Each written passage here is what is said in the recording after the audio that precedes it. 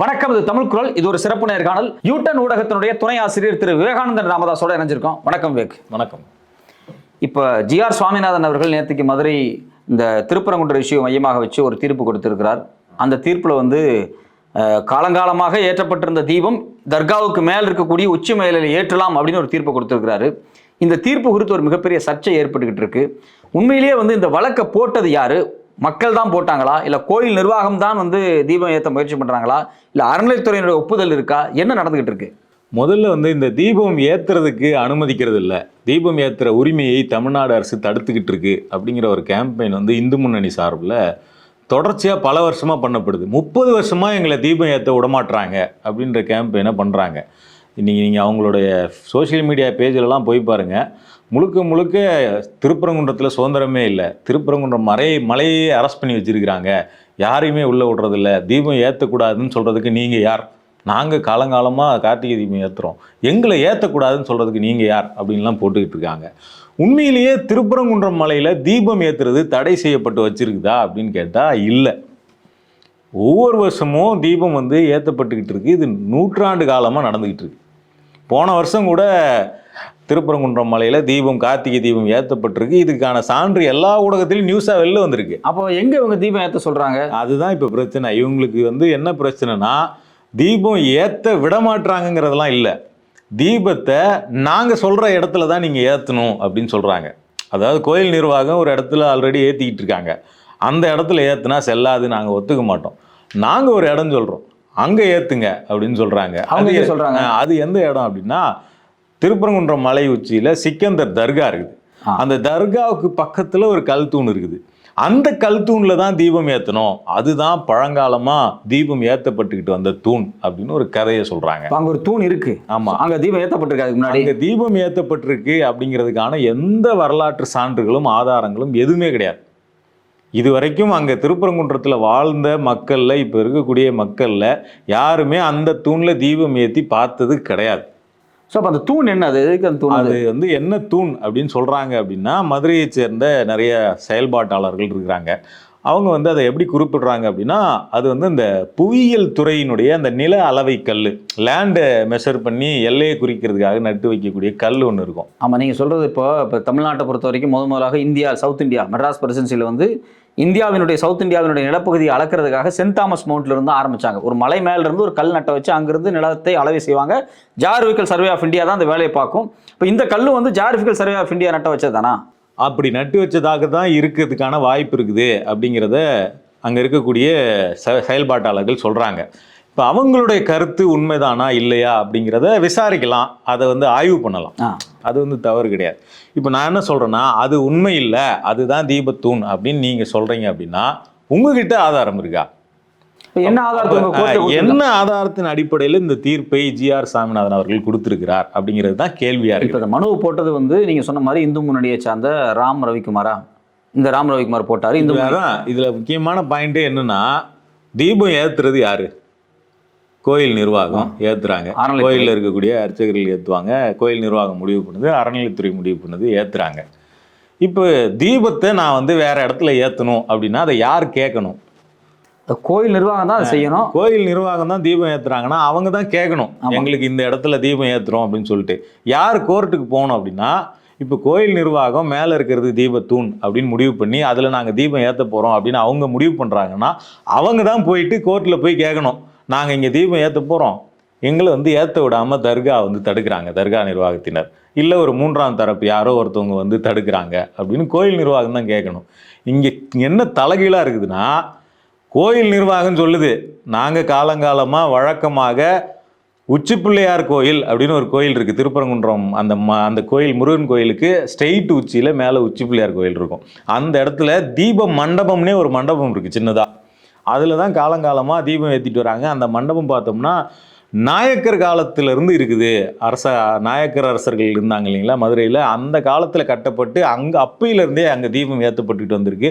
அந்த தீபத்தூண்லேயே பார்த்தோம்னா நாயக்கர் கால கல்வெட்டுலாம் இருக்குது அப்படின்லாம் வந்து திருப்பரங்குன்றம் அப்படின்னு ஒரு நூல் கல்வெட்டு ஆய்வாளர் போஸ் அப்படிங்கிறவர் எழுதியிருக்கிறார். இதை வந்து மதுரையை சேர்ந்த செயல்பாட்டாளர் தமிழ்தாசன் வந்து பதிவு பண்ணியிருக்கிறார். அப்போ அந்த கல்வெட்டு வந்து நாயக்கர் கால கல்வெட்டுலாம் இருக்குது, நாயக்கர் காலத்துலேருந்தே அங்கே தான் தீபம் ஏற்றிட்டு வந்துருக்கிறாங்க. அப்போ அந்த இடத்துல கோயில் நிர்வாகம் தீபம் ஏற்றின்னு வராங்க. நாங்கள் அங்கே தான் ஏற்றுவோம், அதான் வழக்கம்னு அவங்க சொல்கிறாங்க. கோயிலே சொல்லிடுச்சு. ஆமாம். ஆனால் இவங்க வேற யாரோ ஒரு சம்மந்தமே இல்லாத ஒரு ஆள், ராம ரவிக்குமார், இந்து முன்னணி மாதிரி வேற ஏதோ ஒரு அமைப்பு வச்சிருக்கிறார் அவர். அந்த அமைப்பை சேர்ந்தவர் என்ன பண்ணுறாருன்னா, கோயில் நிர்வாகம் சொல்கிறத ஒத்துக்க முடியாது, நான் சொல்கிறத கேளுங்க, இங்கே தான் தீபம் ஏற்றப்பட்டுட்டு வந்தது அப்படின்னு சொல்லிட்டு அவர் ஒரு மனுவை கோர்ட்டில் போடுறாரு. இல்லை வேக்கு, அவர் சொல்கிறாரு, அதுக்கு ஏதாவது ஆதாரங்கள் கோர்ட்டில் கொடுத்துருக்கணும். ஆதாரமே கொடுக்கல. அதுதான் இங்கே இந்த தீர்ப்பில் எது கேள்விக்குரியதாக மாறுது, எது விமர்சனத்துக்குரியதாக மாறுது அப்படின்னா, இந்த தூண் தான் தீபத்துக்கு ஏற்றிட்டு வந்த தூண் அப்படிங்கிறதுக்கு எந்த ஆதாரமும் அவரும் சப்மிட் பண்ணல, நீதிபதி ஜிஆர் சாமிநாதனும் அதுக்கான ப்ரூஃபை கொடுக்கல. அப்போ அவர் என்ன பண்ணிடுறாரு அப்படின்னா, தீபம் ஏற்றுறது தமிழர்களுடைய பண்பாடு மலை உச்சியில் அப்படின்னு சொல்லிட்டு சங்ககால பாடல்களை வச்சு மலை உச்சியில் தீபம் ஏற்றுறது, குன்றின் உச்சியில் தான் தீபம் ஒளிரும் அப்படின்னு சொல்லிட்டு சங்க பாடலை அவர் வந்து ரெஃபர் பண்ணுறார். தமிழர்களுடைய பண்பாட்டு நம்பிக்கை அடிப்படையில் தீபம் ஏற்றுவது அப்படிங்கிறது தமிழர்களின் உரிமை அப்படின்ற வார்த்தையை அவர் கோட் பண்ணுறார். இவங்க வந்து அப்படி ஒரு வழக்கம் இல்லை, 100 ஆண்டுகளாக நாங்கள் வந்து இங்கே தான் ஏற்றிட்டு வரோம், கீழே தான் உச்சி பிள்ளையார் கோயிலுடைய உச்சியில் தான் மண்டபத்தில் தான் நாங்கள் ஏற்றிட்டு வரோம் அப்படின்னு கோயில் நிர்வாகத்துலேருந்து சொல்கிறாங்க. எங்களை ஏன் மாற்ற சொல்கிறீங்கன்னு கேட்குறாங்க, அப்ஜெக்ஷன் கொடுக்குறாங்க. அவர் என்ன சொல்கிறாருன்னா, மேலே இருக்கக்கூடிய தூணில் தீபம் ஏற்றுறது வழக்கமாக இல்லையாங்கிறது முக்கியம் இல்லை, அது உரிமை அப்படிங்கிறார்.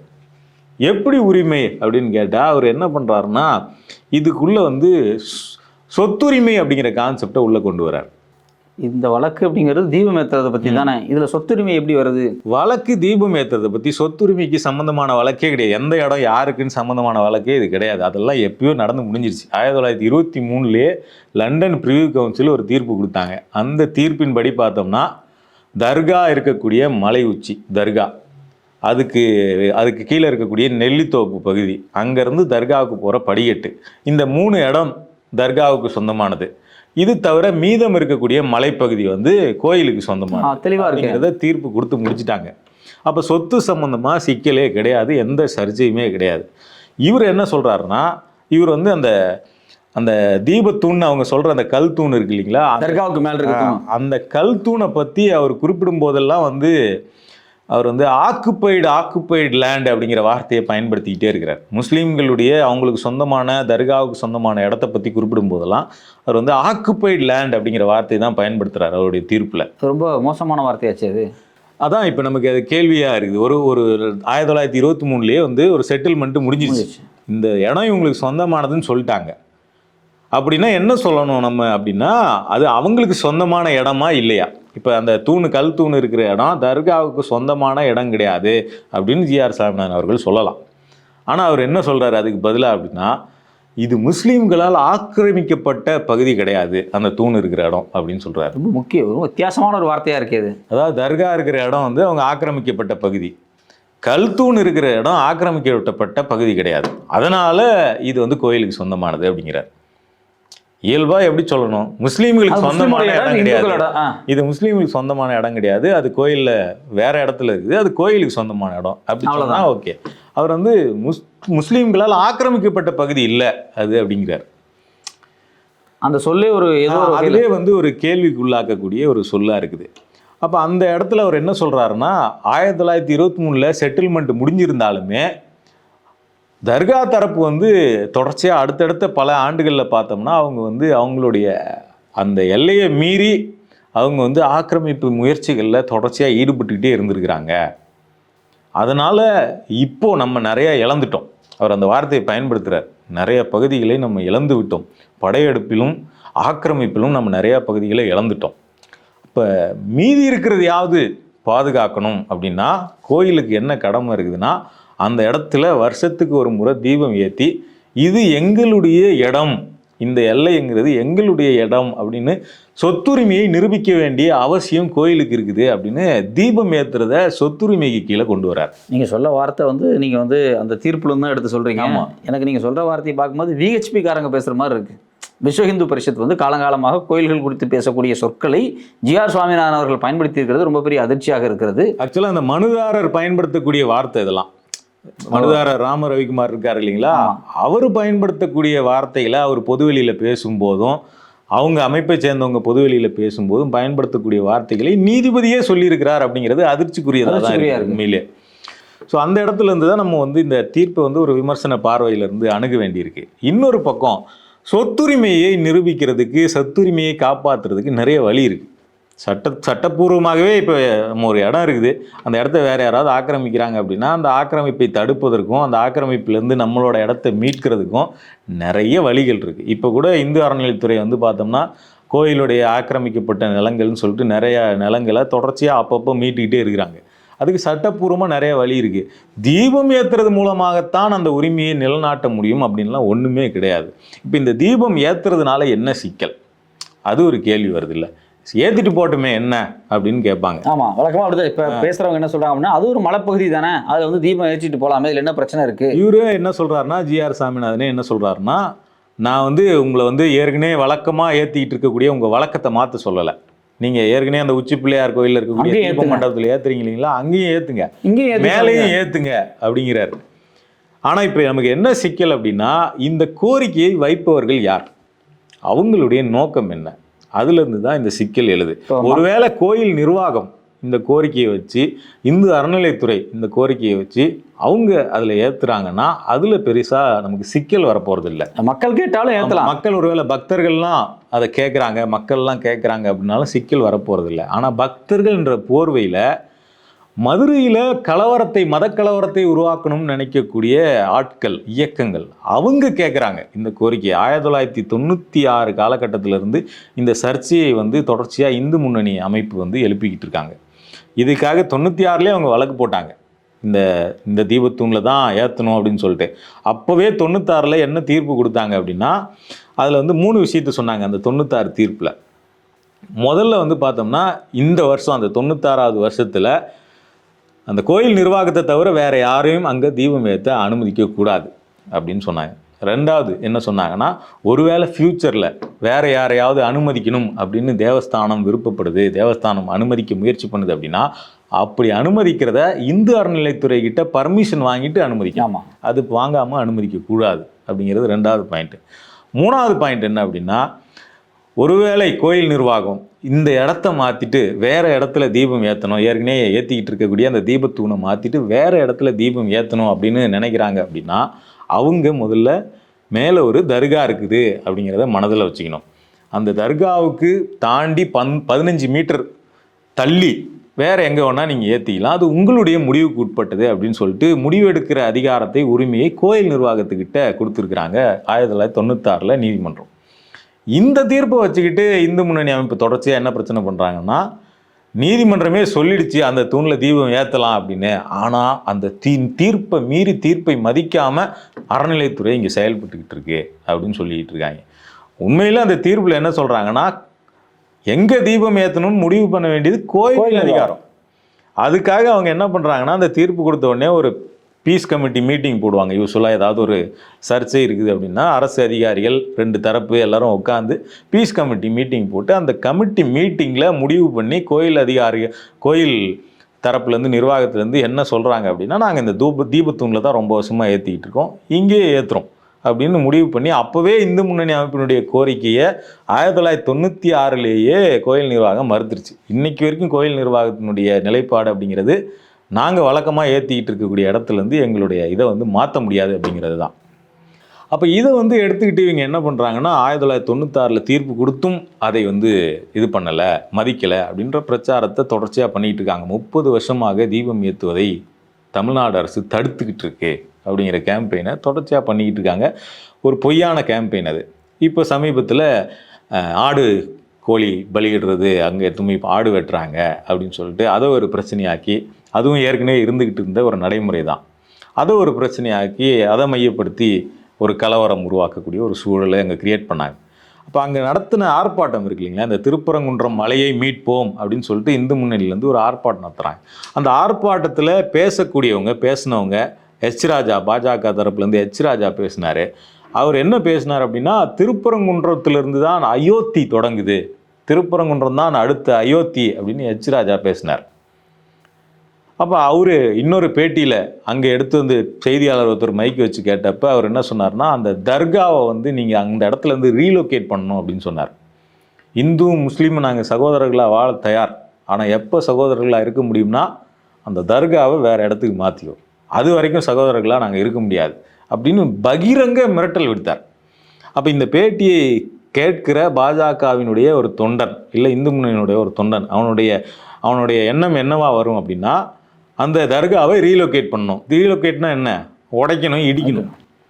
அப்போ இந்த மனுவை போட்டவங்க, அது இல்லாமல் இந்த தீபம் ஏற்ற விடமாட்டுறாங்க அப்படின்னு சர்ச்சையில் ஈடுபட்டுக்கிட்டு வரவங்க, இவங்க எல்லாருடைய நோக்கமுமே அந்த இடத்துல தர்கா இருக்கக்கூடாது, திருப்பரங்குன்றத்தை அயோத்தியாக மாற்ற வேண்டும் அப்படிங்கிறது அவங்களுடைய நோக்கமாக இருக்குது அப்படிங்கிறத அவங்க வாயாலே அவங்க ஸ்டேட்மெண்ட்டாக நிறைய இடத்துல கொடுத்துருக்குறாங்க. ஸோ இப்போ தீபம் ஏற்ற அனுமதிக்கப்பட்டிருக்கு ஹைகோர்ட்டு, இப்போ தீபம் ஏற்ற போகிறாங்க அப்படிங்கும்போது இது மாதிரியான அசம்பாவிதங்கள் நடக்கிறதுக்கு வாய்ப்பு இருக்குது அப்படின்னு நீங்கள் சொல்ல வரீங்களாண்ணே? வாய்ப்பு இல்லைன்னு மறுக்க முடியாது, அதுதான் ரொம்ப முக்கியமானது. ஏன்னா அவங்க ஓப்பன் ஸ்டேட்மெண்ட்டாக கொடுத்துருக்குறாங்க, அஜெண்டா இருக்குது அவங்களுக்கு. அவங்க அஜெண்டாவை அவங்க எதுவும் மறைமுகமாலாம் வச்சு இல்லை, ரொம்ப தைரியமாக பகிரங்கமாக அவங்க பொது மேடையில் வச்சு சொல்லியிருக்கிறாங்க. இது வரைக்கும் அந்த நபர்கள் யாரும் கைது பண்ணப்படலை. இது அவங்க ஏன் கைது பண்ணப்படலை அப்படிங்கிறதும் ஒரு கேள்வியாக தான் இருக்குது. அப்போ அவங்களெல்லாம் கைது பண்ணி வச்சுருந்தா இந்த அஜெண்டா இவ்வளோ அதை ஒரு பாசிட்டிவான விஷயமா பார்த்துருக்க மாட்டாங்க சமூகத்தில். அவங்க இன்னும் கைது பண்ணப்படலை. அப்போ இந்த அஜெண்டாவை இருக்கக்கூடிய நபர்கள் இந்த வழக்கை போடுறாங்க, அவங்களுக்கு பின்னாடி இந்த அமைப்புகள்லாம் இருக்குது. அப்போ அந்த அமைப்புகள் என்ன அஜெண்டா வச்சாங்களோ, கோயில் நிர்வாகத்துக்கு எதிரான ஒரு தீர்ப்பை ஆக்சுவலாக ஜிஆர் சாமிநாதன் கொடுத்துருக்கிறார். அந்த தீபம் ஏற்றணும்னு கேட்டது கோயில் நிர்வாகம் கிடையாது, பொதுமக்கள் கிடையாது, பக்தர்கள் கிடையாது, அறநிலையத்துறை கிடையாது, யாருமே கிடையாது. அயோத்தியாக மாற்றணும் அப்படின்னு சொன்னவங்க கேட்குறாங்க. அந்த மனுவை ஏற்றுக்கிட்டு கோயில் நிர்வாகத்துக்கு எதிரான கோயில் நிர்வாகத்தை நீங்கள் தீபம் ஏற்றி தான் ஆகணும், யார் தடுத்தாலும் அங்கே தீபம் ஏற்றப்படணும் அப்படிங்கிற தீர்ப்பை அவர் கொடுத்துருக்கிறாரு. அதுவும் அவசரமாக கொடுத்துருக்கிறார். ஆமாம், இன்றைக்கி தீபம் ஏற்றணும், நேற்று தீர்ப்பு கொடுக்குறாரு, நேற்று தீர்ப்பு கொடுக்குறாரு. இடையில பெரிய கால இடைவெளியே மேல்முறையீட்டு கூட போக முடியாத அளவுக்கு ஒரு. அப்போ என்ன முக்கியமான அதில் விஷயம் என்னென்னா, அந்த தூணில் ஏற்றுனாங்கிறத நீங்கள் நிரூபிக்கணும்ல.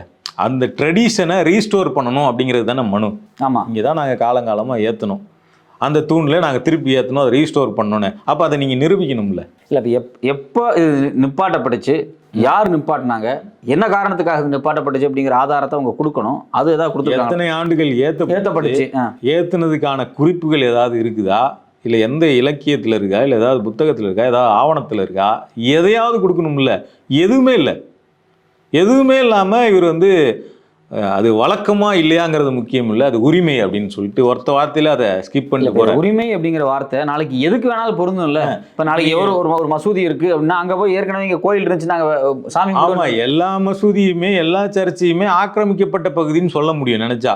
இந்த ஒரு தீர்ப்பு மையமாக வச்சு சொல்ல முடியும். ஒவ்வொன்றுத்துக்கும் ஒவ்வொரு மனு போட முடியும். இந்த மாதிரி இந்த சென்ட் தாமஸ் மவுண்ட்டு ஏற்கனவே அர்ஜுன் சம்பத்லாம் சொல்லிட்டு இருக்காரு, அங்கே வேற ஒரு கோயில் மேலே தான் அது கட்டப்பட்டுச்சு அப்படின்னு சொல்லிட்டு வேளாங்கண்ணி கோயில் சர்ச்சையை சொல்கிறாங்க. அப்போ எந்த வழிபாட்டு தலத்தை, சிறுபான்மையினருடைய வழிபாட்டு தலத்தை வேணுமானா நீங்கள் ஆக்கிரமிக்கப்பட்ட இடம் அப்படின்னு சொல்ல முடியும். அப்போ அதுக்கான ஒரு வழிவகுத்தலை இந்த தீர்ப்பு அடித்தளத்தை இந்த தீர்ப்பு போட்டு கொடுத்துட்ருக்கு அப்படிங்கிறது தான் மதுரையை சேர்ந்த சமூக ஆர்வலர்கள் எல்லாருமே அவங்க அச்சுறுத்தலாக இந்த தீர்ப்பை பார்க்குறாங்க. அவங்களுடைய பொது அமைதிக்கு இது குந்தகம் விளைவிக்கக்கூடிய ஒரு தீர்ப்பாக அவங்க பார்க்குறாங்க. இப்போ தீபம் ஏற்றுறது எங்களை விட மாட்டுறாங்க, நாங்கள் ஏற்றி தீர்வோம் அப்படின்னு சொல்லிட்டு இந்த வன்முறையை தூண்டக்கூடியவங்க பேசிகிட்டு இருந்தாங்க. இப்போ அதுக்கு நீதிமன்றமே அங்கீகாரம் இருக்கு. இப்போ அரசு அவங்களுக்கு பாதுகாப்பு கொடுக்கணும். அரசு பாதுகாப்போட அவங்க கூட்டமாக அந்த தர்காவை ரீலொகேட் பண்ணணும் அப்படிங்கிற அஜெண்டாவில் இருக்கிறவங்க அரசு பாதுகாப்போட கூட்டமாக தர்காவுக்கு அருகில் போய் தீபம் ஏற்றுனாங்க. ஒவ்வொரு வருஷமும் இது நடக்குது, இது ஒரு ரிச்சுவலாக மாறுது அப்படின்னா, அப்போ ஏதாவது ஒரு வருஷத்தில் எப்பயாவது ஒரு சமயத்தில் அவங்க தர்காவை நெருங்கி தர்காவை உடைக்க முயல மாட்டார்கள் அப்படிங்கிறதுக்கு என்ன உத்தரவாதம் இருக்குங்க? இப்போ இதில் அடிப்படையில் ஒரு கேள்வி வருது. இப்போ இங்கே தமிழ்நாட்டை பொறுத்த வரைக்கும் கோயில்கள் எல்லாமே பெரும்பாலான கோயில்கள் அறநிலைத்துறையினர் கட்டுப்பாட்டில் இருக்குது, கோயில் நிர்வாகம் இருக்குது, அங்கே பட்டர்கள் இருக்காங்க. பட்டர்கள் கூட பிபிசி பேட்டியில் அவர் சொல்லியிருக்காரு, காலங்காலமாக அங்கே உச்சிப்பிள்ளையார் கோயிலில் தான் தீபம் ஏற்றப்பட்டுச்சு, அதான் ஆகம விதிக்கு உட்பட்டது அப்படின்லாம் சொல்கிறாங்க. ஸோ இப்போ கான்ஸ்டியூஷனலாகவே பார்த்தா இதெல்லாமே லீகல் பாடியாக இருக்கும்போது ஒரு லீகல் பாடியை எதையுமே கன்சிடர் பண்ணாமல் ஒரு குரூப் போய் இந்த வேலையை செய்கிறது சாத்தியமான? ஆக்சுவலாக லீகலாகவும் ஆதாரம் இல்லை, ஒரு கஸ்டமரி ப்ராக்டிஸாக அது இருந்துதாங்கிறதுக்கும் ஆதாரம் இல்லை, எதுவுமே இல்லை. அந்த தூண் இருக்குது இல்லைங்களா, அந்த தூண் அதே மாதிரி இன்னும் ஒரு 2 தூணும் அதுக்கு பக்கத்தில் வெவ்வேறு இடங்கள்ல அந்த மலையில் இருக்குதுன்னு சொல்கிறாங்க. இதையும் அந்த தமிழ்தாசனுங்கிறவர் வந்து அவர் பதிவிட்டிருக்கார். அதில் ஒரு தூண் வந்து உடஞ்சி போயிருக்குது, இல்லை அந்த தூண். ஆனால் அந்த தூணுக்கு கீழே இருக்கக்கூடிய அந்த பேஸ்மெண்ட் மட்டும் இருக்குது. அந்த தூணுக்கு கீழே வட்ட வடிவத்தில் ஒரு குறியீடு இருக்குது அப்படின்னு சொல்கிறாரு. அந்த குறியீடு வந்து யூஸ்வலாக வந்து புவியியல் துறை வந்து அவங்க எல்லை அளவு குறிக்கும் போது குறிக்கக்கூடிய குறியீடு அது. அப்போ இதை ப்ராப்பராக ஆய்வு பண்ணால், புவியியல் துறை அதிகாரிகளை கூட்டு இதை ஆய்வு பண்ணால் இது வந்து புவியியல் துறையினுடைய கல் அப்படிங்கிறது தெரிய வரும் அப்படிங்கிற கோரிக்கையை அவங்க வைக்கிறாங்க. அப்போ அந்த ஆய்வெல்லாம் பண்ணணும்ல, ஒரு தீர்ப்பு கொடுக்கறதுக்கு முன்னாடி அந்த ஆய்வு பண்ணி நேரம் எடுத்துக்கிட்டு பண்ணணும். நீங்கள் வந்து 100 வருஷமாக அந்த தீபக்கல்லில், அது தீபக்கல்லுன்னு நீங்கள் சொல்கிறத அப்படியே நம்ம ஏற்றுக்கிறோம்னு வச்சிங்களேன். 100 வருஷமாக அந்த கல் தூணில் தீபம் ஏற்றப்படலை. இந்த ஒரு வருஷம் ஏற்றாமல் போனால் ஒன்றும் ஆக போகிறதில்ல. அப்போ நீங்கள் ப்ராப்பராக அதுக்கு டைம் எடுத்து எல்லா துறை அதிகாரிகளையும் கூப்பிட்டு, தொல்லியல் துறை, புவியியல் துறை எல்லா அதிகாரிகளையும் கூப்பிட்டு இங்கே உண்மையிலே தீபம் ஏற்றப்பட்டிருக்குதா அப்படிங்கிற ஆய்வெல்லாம் மேற்கொண்டுட்டு, ஒருவேளை உண்மையிலே ஏற்றப்பட்டிருந்தது, அது இடையில தடுக்கப்பட்டிருந்தது அப்படின்னா ஏற்றிக்கோங்க, அதில் எந்த பிரச்சனையும் இல்லை.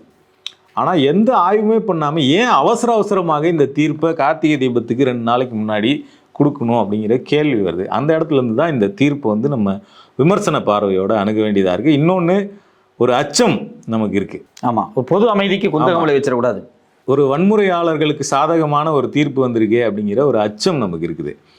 அப்போ அதை வந்து அந்த அடிப்படையில் சமூக அக்கறையாகவும் நம்ம இந்த கேள்விகளை நீங்கள் சொல்கிற விஷயத்த 2014 ஒரு தீர்ப்பு கொடுக்கப்பட்டிருக்கு, இதை மையமாக வச்சு அந்த தீர்ப்பை நான் படித்து பார்த்தேன். 7/12/2014 ஜஸ்டிஸ் கல்யாண சுந்தரம், ஜஸ்டிஸ் பவானி ஒரு தீர்ப்பில் சொல்லியிருக்காங்க. இதே திருப்பரங்குன்ற இஷ்யூ வச்சு அவங்க ஒரு வார்த்தை பயன்படுத்துகிறாங்க.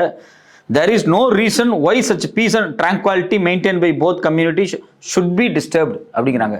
ஏன், எந்த காரணத்துக்காக வந்து இப்போ அதாவது நீ மனு போட்டு அங்கே வருவதையே பொது அமைதிக்கு குந்தகம் விளைவிக்க, நல்லிணக்கத்துக்கு குந்தகம் விளைவிக்கக்கூடிய வேலை அப்படிங்கிறத 2 நீதிபதிகள் அமர்வு ஏற்கனவே சொல்லியிருக்காங்க. அப்படிங்கும்போது ஏன் ஜிஆர் சுவாமிநாதன் இந்த தீர்ப்பு கொடுத்தாரு அப்படிங்கிற ஒரு கேள்வி வருது. இவருக்கு முன்னாடி 2014 ஒரு தீர்ப்பு கொடுக்குறாங்க. அதில் என்ன சொல்றாங்க, நீங்க இது மாதிரி கேட்கறதே பொது அமைதிக்கு குந்தகம். 2 முறை நிராகரிக்கப்பட்டு, ஆமா, இதே மாதிரி கோரிக்கை நீதிமன்றத்தில் வச்சு 2 முறையும் அந்த மனு, வேணுகோபால் ஒரு முறை 2 முறையுமே அந்த மனு தள்ளுபடி பண்ணப்பட்டிருக்கு. அப்படி இருந்தும் 3வது முறையாக இவர் அப்ரூவல் கொடுக்குறாரு. அதுவும் ப்ராப்பரான ஆய்வு இல்லாமல் ரொம்ப அவசர கதியில் இந்த அப்ரூவலை கொடுத்துருக்கிறார். அப்போ நீதிமன்ற தீர்ப்பையே நீ எதிர்த்து பேசுறியா அப்படிங்கிற ஒரு கேள்வி வரும். இந்த வீடியோவை பார்க்குறவங்களுக்கு உடனே இது நீதிமன்ற அவமதிப்பு, இவங்க மேலே நடவடிக்கை எடுக்கணும் அப்படிங்கிற கேள்வி இந்த இந்துத்துவ அமைப்புகளை சேர்ந்தவங்களுக்கு வரலாம். ஆனால் வழக்கறிஞர் வாஞ்சிநாதன் அவர் மேலே வந்து ஜிஆர் சாமிநாதன் வந்து நீதிமன்ற அவமதிப்பு நடவடிக்கை எடுத்தார். அது பெரிய சர்ச்சையாக மாறி எல்லா நீதிமன்றங்கள்லேயும் வழக்கறிஞர்கள்லாம் போராட்டம் நடத்தினாங்க அவருக்கு எதிராக. அப்போ அவரே என்ன பண்ணாருன்னா, நான் அந்த நடவடிக்கையை நிறுத்தி வைக்கிறேன், நான் அவர் மேலே இன்னும் நடவடிக்கை இனிஷியேட் பண்ணலை, அவர்கிட்ட கேள்வி தான் கேட்டிருந்தேன், அந்த நடவடிக்கையை நான் நிறுத்தி வைக்கிறேன் அப்படின்னு சொல்லிட்டு அவரே சொன்ன ஸ்டேட்மெண்ட் என்னென்னா, நீதிமன்ற தீர்ப்பை விமர்சிக்கிறது அப்படிங்கிறது ஜனநாயக உரிமை, அதை யார் ஒன்றா செய்யலாம். உண்மையிலேயே அரசியல் சாசனம் என்ன சொல்லுதுன்னா, நீதிமன்ற தீர்ப்பை, நீதிபதிகளினுடைய தீர்ப்பு அப்படிங்கிறது விமர்சனத்துக்கு உட்பட்டது. விமர்சிக்கிறது எல்லாருடைய கருத்துரிமை. அது நீதிபதிக்கு ஒரு உள்நோக்கம் இருக்கிறது, அல்லது நீதிமன்றத்துக்கு ஒரு உள்நோக்கம் இருக்கிறது, இல்லை நீதிமன்ற தீர்ப்பை நாங்கள் நடைமுறைப்படுத்த விடமாட்டோம், தடுப்போம், இப்படிலாம் சொன்னாதான் அது நீதிமன்ற அவமதிப்பு. விமர்சிக்கிறது அப்படிங்கிறது எல்லாருடைய உரிமை. அந்த அடிப்படையில் ஜிஆர் சாமிநாதன் அவர் கொடுத்த இந்த தீர்ப்பில் நிறைய ஓட்டை இருக்குது, குறைபாடுகள் இருக்குது, தவறுகள் இருக்குது, அவருடைய ஸ்டேட்மெண்ட்ஸில் பிரச்சனை இருக்குது. அப்படிங்கிறத நம்மளுடைய கருத்துரிமையிலேருந்து, நம்மளுடைய சமூக அக்கறையிலேருந்து நம்ம வெளிப்படுத்த வேண்டியது அப்படிங்கிறது தேவையாக இருக்குது.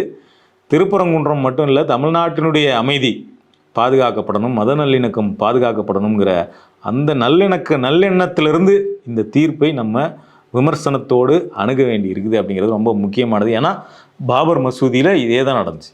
கரெக்டாக அந்த பாபர் மசூதி இடிப்புக்கு பிறகு ஒரு 4 ஆண்டு 5 ஆண்டுகள் கழித்து திருப்பரங்குன்ற இஷ்யூவை வந்து இவங்க கிளப்பியிருக்காங்க.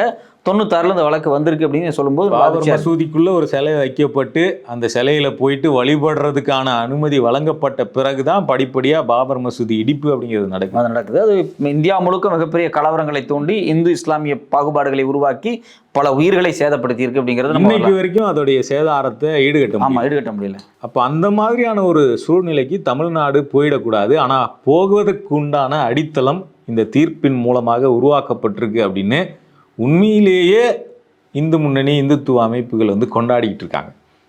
ரச்சிராஜா ஒரு படம் நடிச்சிருக்கிறார். ஆமாம், திருப்பரங்குன்றம் இஷ்யூவை மையப்படுத்தி ரொம்ப மோசமான வகையில் அந்த படம் மத நல்லிணக்கத்தை சீர்குலைக்கிற வகையில் எடுக்கப்பட்டிருக்கு. அதனுடைய ஒரு போஸ்டர், அந்த போஸ்டரில் டிசம்பர் 6ங்கிறது அயோத்தி மட்டுமல்ல அப்படின்னு ஒரு டேக்லைனோடு அதை ரிலீஸ் பண்ணுறாங்க. ஸோ அப்போ இதெல்லாம் நம்ம வந்து அச்சுறுத்தலோடு இந்த தீர்ப்போடு இணைச்சி பார்க்க வேண்டியதாக இருக்கு. பொறுத்திருந்து பார்ப்போம். அடுத்தது இந்த தீர்ப்பை மையமாக வச்சு என்ன மாதிரியான வேலைகளை வந்து இந்துத்துவ அமைப்புகள் வந்து செய்ய துவங்க போகிறாங்க, அதுக்கு தமிழ்நாடு அரசு அறநிலைத்துறை என்ன நடவடிக்கை எடுக்க போகிறாங்க அப்படிங்கிறத பார்ப்போம். நன்றி விவேக். நன்றி.